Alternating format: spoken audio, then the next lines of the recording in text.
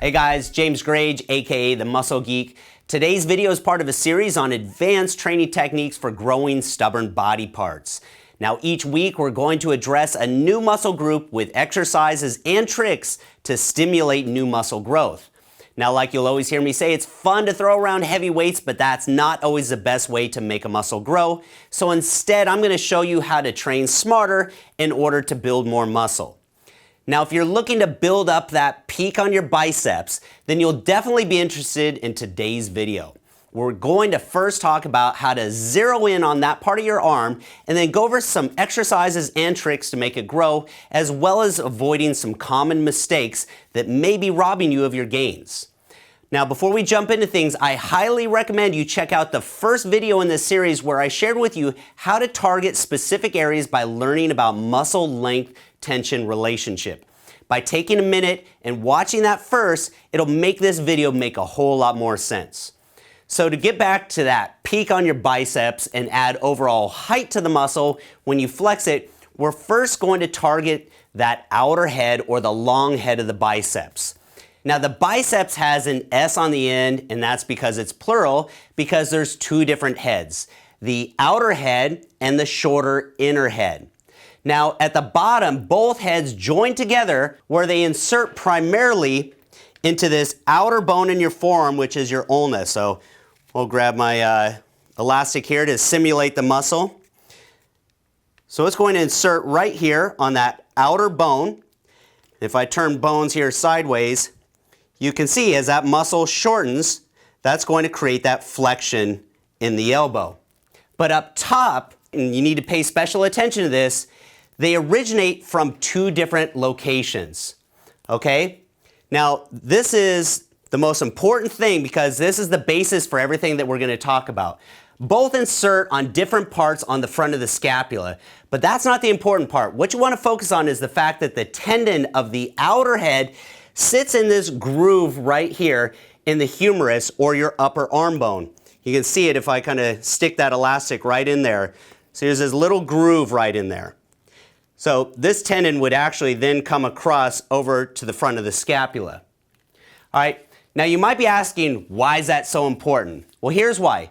Going back to the first video in the series, thanks Bone, we talked about putting a muscle in either a biomechanical advantage or disadvantage based on either shortening or lengthening the muscle at the starting position of the exercise.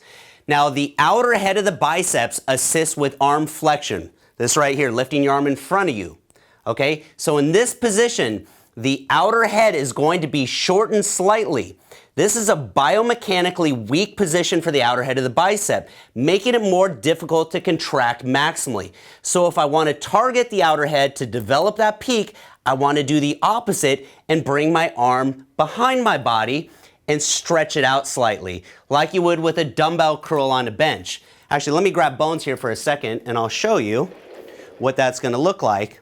So again, if we go ahead and we attach that outer head of the biceps to the ulna, and we run it through what's called that bicipital groove in the humerus. So that biceps is going to assist with flexion, which is bringing your arm in front of you. So this is actually, if I turn Bones sideways here, that's going to shorten or kind of relax that muscle slightly, bringing my arm in front of me. So that's going to put the outer head in a biomechanically weak position. Now, if I go ahead and do the opposite and bring it behind, it's actually because of the way that tendon stretches across that groove, you can see it's actually stretching the muscle there. So that's what's putting the extra tension on the biceps or the outer head of the biceps, and this is what's going to allow you to put it in a biomechanically advantageous position or a more powerful position for contraction. So what are some other exercises? Here, let me push Bones out of the way. Thanks, Bones, you're the man. So what are some other exercises that will allow me to target the outer head? Well, the same can be done with a single arm cable curl with your back to the machine.